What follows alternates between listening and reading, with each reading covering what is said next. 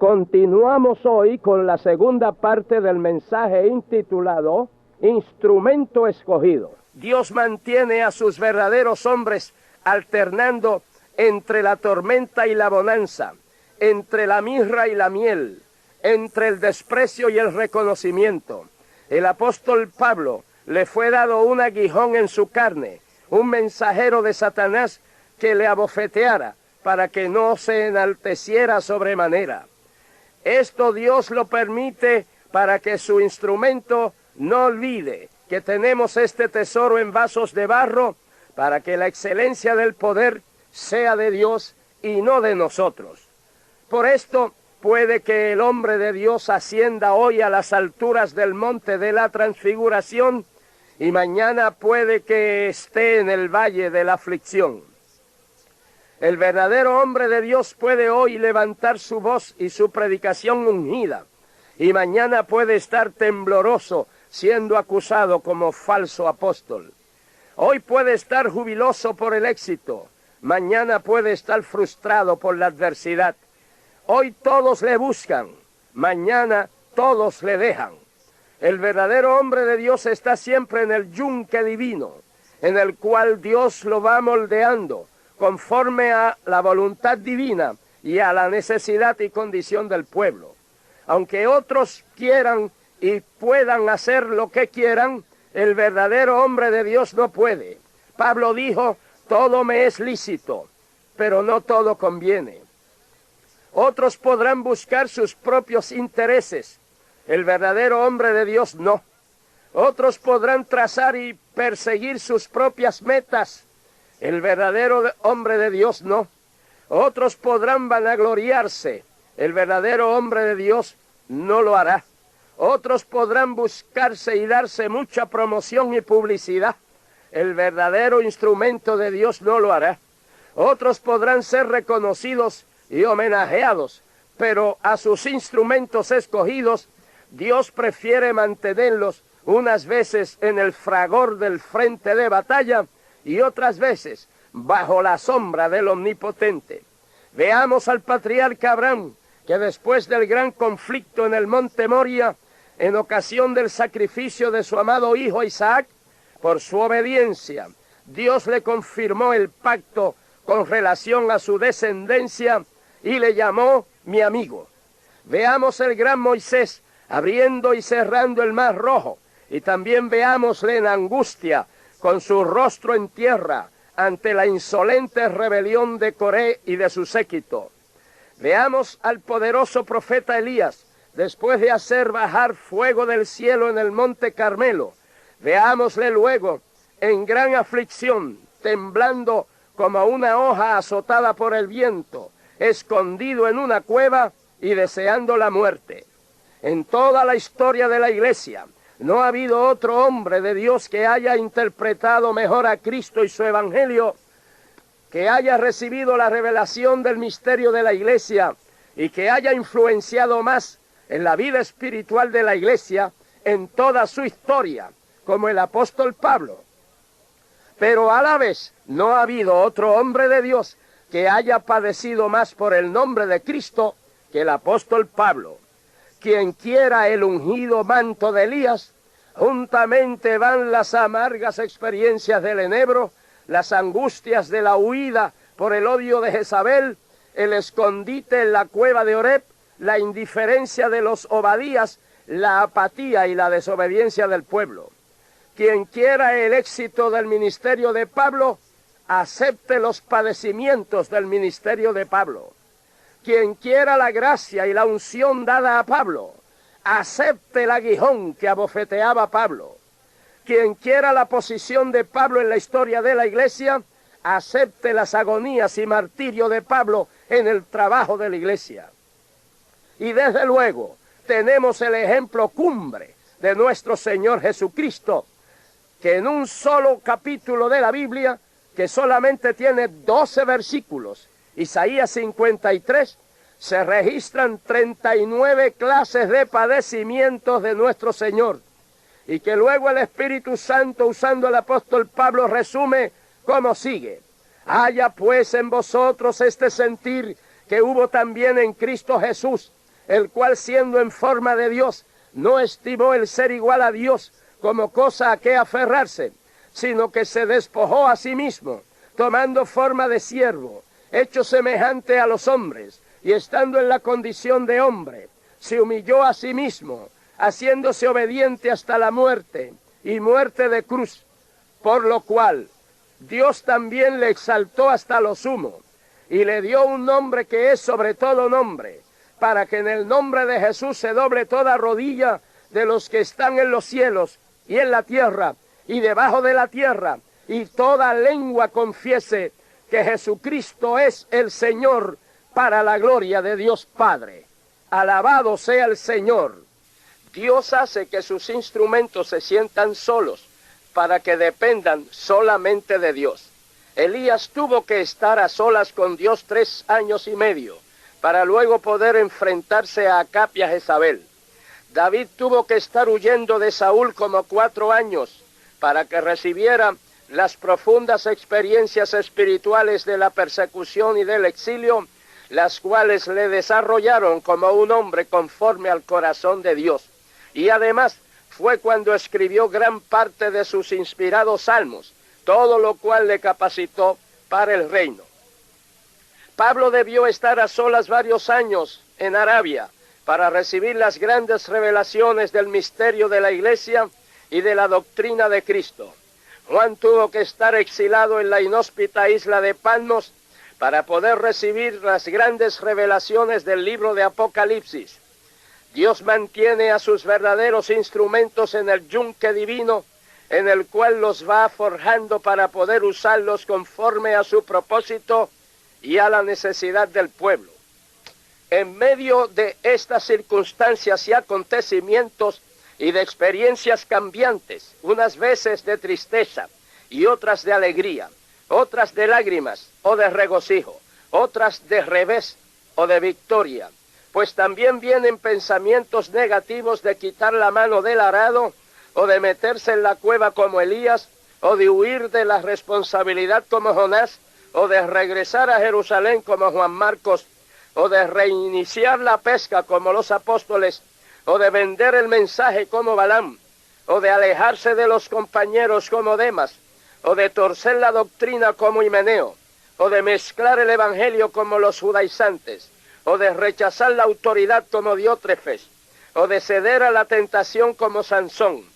Pero a los verdaderos hombres de Dios, de la estirpe de los campeones de la fe, Dios los lleva siempre en triunfo en Cristo Jesús, como al justo Abel, como a Enoc, que anduvo con Dios, como a Noé, que salvó la raza, como a Abraham, el padre de la fe y amigo de Dios, como a José, que se conservó en pureza moral, como a Moisés, que rechazó las glorias del mundo, o como a tantos otros que conquistaron reinos, taparon bocas de leones, apagaron fuegos impetuosos, sacaron fuerza de debilidad, se hicieron fuertes en batallas, pusieron en fuga ejércitos, y otros que aunque fueron atormentados, vituperados, azotados, encarcelados, apedreados, aserrados, matados, exilados, angustiados, maltratados, perseguidos, todos estos vencieron alcanzando buen testimonio mediante la fe,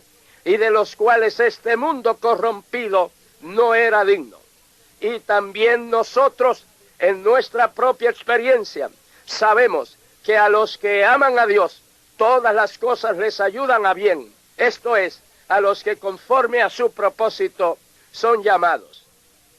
El instrumento escogido es llamado por Dios, forjado en el yunque de la obediencia, enderezado con el martillo de la palabra, moldeado en las manos del divino alfarero, fundido en el crisol de la santidad de Dios, capacitado con el poder, los frutos y los dones del Espíritu Santo, y entonces se mantiene firme y puede afirmar su rostro como Cristo para enfrentarse al sacrificio. Se esfuerza y es valiente como Josué para la conquista de las almas perdidas. Persevera en la obra como Nehemías, sin acobardarse ante las amenazas de muerte. Y dice, un hombre como yo ha de huir, reacciona decididamente como Esther en defensa de su pueblo, diciendo, y si perezco, que perezca. O como Miqueas ante la avalancha de mundanalidad, de pecado y de idolatría en el pueblo, que dijo, aunque todos los pueblos anden en el camino de sus dioses, nosotros con todo andaremos en el nombre de Jehová nuestro Dios, eternamente y para siempre. O como Habacuc, que aunque no hubiera alimento, ni abrigo, ni casa, él decía, con todo, yo me alegraré en Jehová, mi salvación y mi fortaleza. O como David, que en medio de la persecución decía, aunque mi padre y mi madre me dejaren, con todo Jehová me recogerá.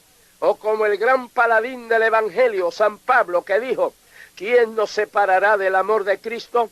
Tribulación, o angustia, o persecución, o hambre, o desnudez, o peligro, o espada.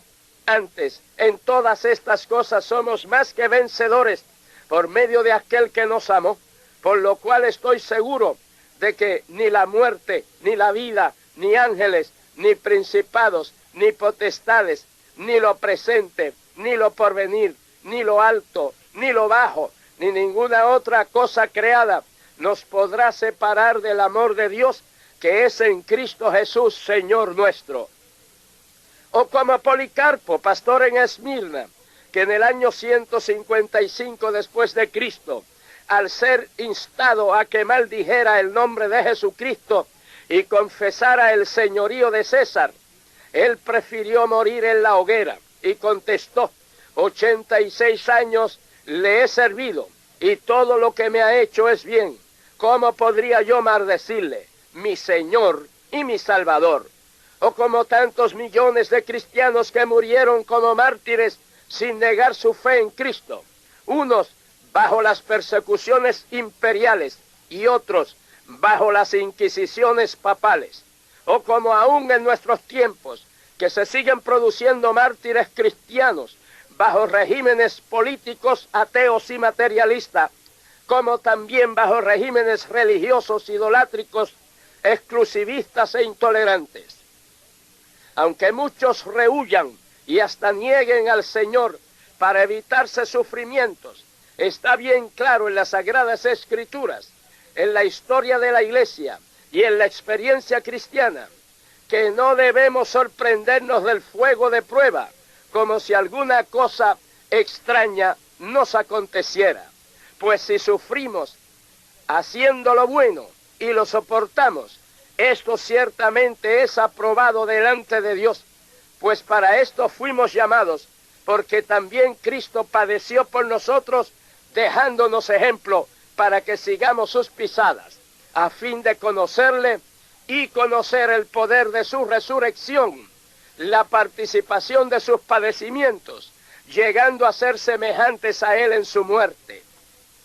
Porque si padecemos como cristianos, no nos avergoncemos, sino que glorifiquemos a Dios, pues es una honra y nos gozamos por cuanto somos participantes de los padecimientos de Cristo, para que también en la revelación de su gloria nos gocemos con alegría, como herederos de Dios y coherederos con Cristo, si es que padecemos juntamente con Él, para que juntamente con Él seamos glorificados.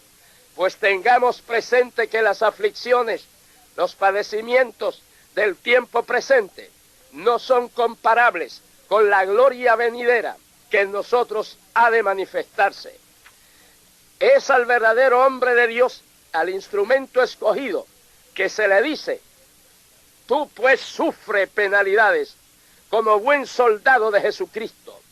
Palabra fiel es esta, si sufrimos, también reinaremos con él. Y a mayor padecimiento, más se glorificará el Señor en nuestra vida aquí, y mayor será la gloria venidera cuando estemos con él. De modo que, si no hay padecimientos por el nombre de Cristo y de su obra, no hay ministerio, pues la medida en que Dios puede usarnos es la medida de nuestros padecimientos por el Señor y su obra.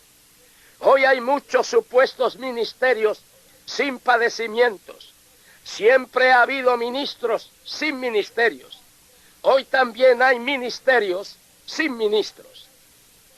Hoy día, para tener ministerio, todo lo que se necesita es adoptar un nombre, registrarlo en el gobierno, tener un número de teléfono para las llamadas, y ya hay ministerio. Un ministerio de publicidad, un ministerio fácil, un ministerio sin padecimientos. Un hermano sincero, pero mal influenciado por esta hemorragia de ministerios, me dijo: hermano Ortiz, he estado orando al Señor que me dé un ministerio. Yo pensé, si alguno desea obispado o ministerio, buena cosa desea. Pero enseguida el hermano añadió: y creo que ya lo tengo, y se va a llamar, y aquí mencionó el nombre de su ministerio, que no quiero repetir. Es decir, de acuerdo a los bajos conceptos que muchos tienen de la obra de Dios y del ministerio, los cuales andan según sus propios deseos, cuya boca habla cosas infladas, adulando a las personas para sacar provecho, pues este hermano sincero, pero engañado, cree que puesto que ya tiene un nombre para inscribirlo en el gobierno, ya tiene ministerio. No hace mucho recibí de Estados Unidos una revista en español bastante voluminosa. La examiné y era la revista del ministerio de un hermano. Tenía anuncios comerciales y de iglesias, tirillas cómicas. Busqué algo provechoso para leer y apenas tenía algo edificante. Seguí buscando en la revista para ver en qué consistía el ministerio del hermano.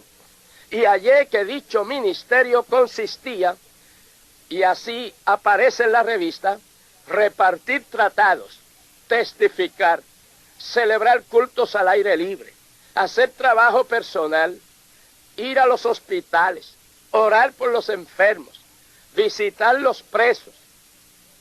Pero, amados, es que todo esto es el trabajo que tiene que realizar todo cristiano como individuo y toda congregación como tal.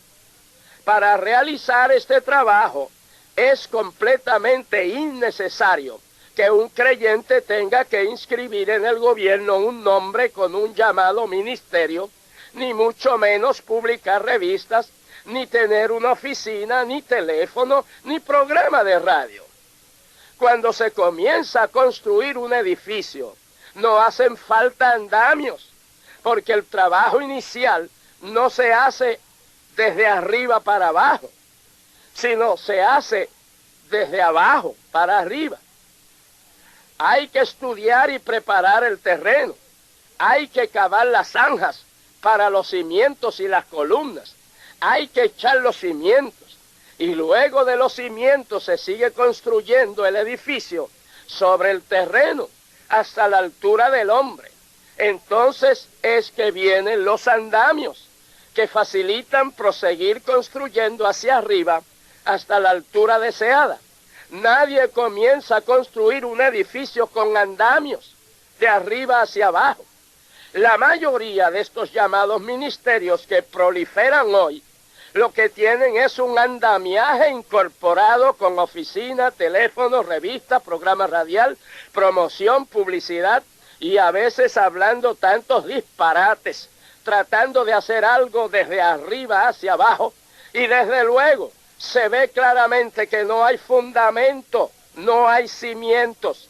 Oiga bien, el Evangelio llegó a mi hogar en el año 1928. Yo tenía 10 años de edad, ya sabe mi edad.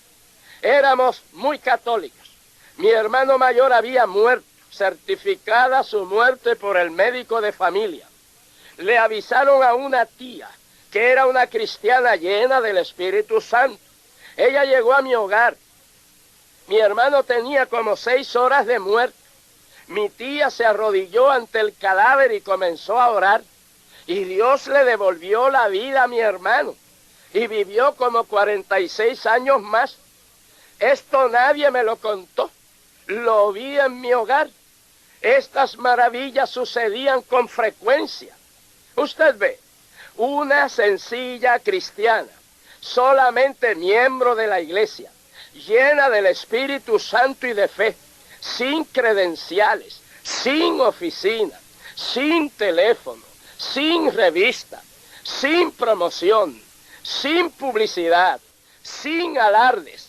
Lo único que ella tenía era que era una mujer santa, de testimonio limpio, sujeta a la palabra de Dios y a su pastor, esposa y madre ejemplar, realmente llena del Espíritu Santo y de fe, que sencillamente creía que estas señales seguirán a los que creen, y que obedecía el mandato de Cristo de resucitar muertos. Esto es todo lo que ella tenía y era lo que hacía falta. Esto es lo que realmente hace falta a una persona, a un instrumento escogido en las manos del Señor. Hombres y mujeres así son los que este mundo necesita en esta hora crucial, cuando los valores y conceptos bíblicos, espirituales, morales y ministeriales están tan bajos que hay poca diferencia entre la iglesia y el mundo. Hombres y mujeres así son los que la iglesia de Jesucristo necesita en estos días finales, cuando la iglesia tiene que ser la luz del mundo, la sal de la tierra, columna y apoyo de la verdad, como también estar lista para su levantamiento por el Señor. Hombres y mujeres así son los que la juventud cristiana necesita para que le sirvan de ejemplo e inspiración para la búsqueda del rostro de Dios, para ser llenos del poder del Espíritu Santo y predicar el Evangelio por todo el mundo y a toda criatura. Hombres y mujeres que estén dispuestos a padecer por el nombre del Señor y gozosos de ser tenidos por dignos de padecer afrenta por causa del nombre de nuestro Señor Jesucristo. Hombres y mujeres así son los que hacen falta, y estos se llaman instrumentos escogidos, y tú puedes ser uno de ellos. Estimado amigo, rinde tu vida a Cristo y Él te dará nueva vida. Querido hermano, el Señor quiere hacer de tu vida un instrumento en sus divinas manos. Oremos. Padre Santo, mira estas almas que vienen a ti, sálvales y hazles nuevas criaturas en Cristo Jesús. Oh Dios, mira tu pueblo, que todos pongamos nuestra vida incondicionalmente en tus manos, para que tú hagas de nosotros como tú quieres. En el nombre de Jesús nuestro Señor. Amén. El título del mensaje de hoy es Instrumento escogido.